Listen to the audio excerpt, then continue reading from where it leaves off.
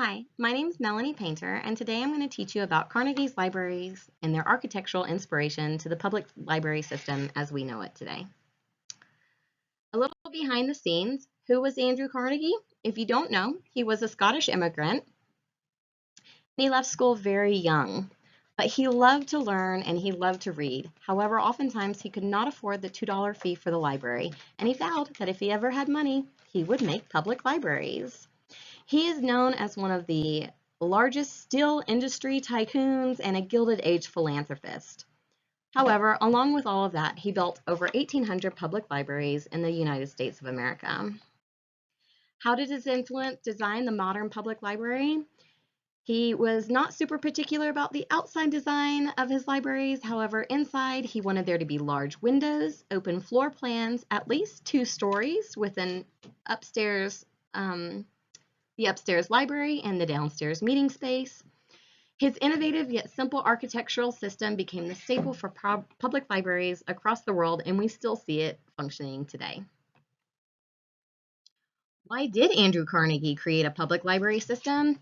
Andrew was a poor Scottish immigrant, and he tells the story of being a young lad and having access to a public library collection. While Andrew Carnegie was a big business tycoon and also a philanthropist, he chose to fund libraries because he believed in helping those who help themselves. In other words, by granting access to vast knowledge through various volumes of books in a public accessible library setting, anyone could better themselves. Carnegie became known as the patron saint of libraries. Where did Carnegie build his libraries? All across the world. His first library was in his hometown of Dunfermline, Scotland in 1881. By 1886, he had launched his first public library in America, in the town where his steel mill was notorious, the Braddock Carnegie Library. While there are libraries all across the globe, in the United States there are 2 states without Carnegie libraries, and that is Alaska and Delaware. He was quite the philanthropist.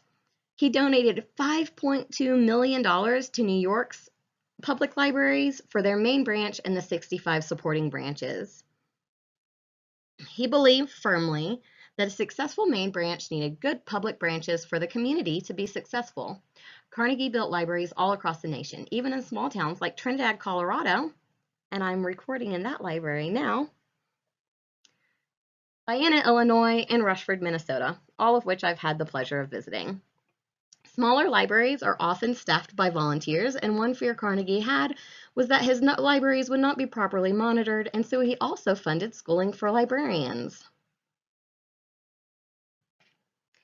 In his lifetime, he donated over $350 million. Is the Carnegie architecture?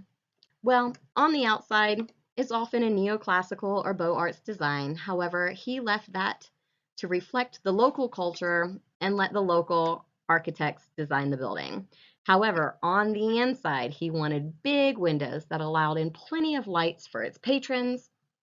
He wanted there to be 2 floors, the basement being a meeting space that met public needs, including a bathroom, a study area, records, anything else that the public could need in their library.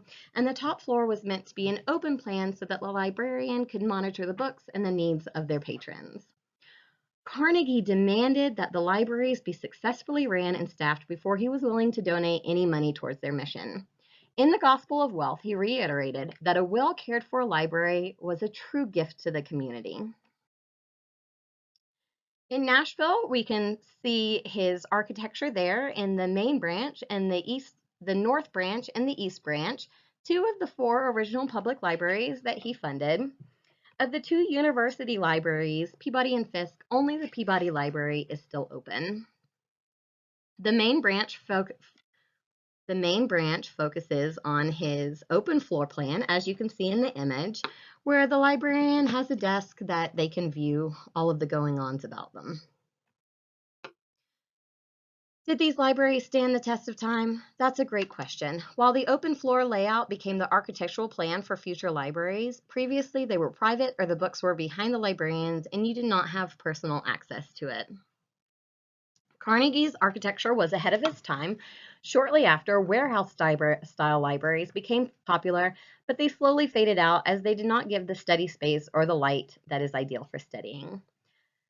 Did the library stand the test of time? Well, over half of those funded by Carnegie are still in use. Did he do it for his own fame or the betterment of the people? That's up to you to decide. Half of them are still in use today, so I'd say that's pretty good. Thank you so much.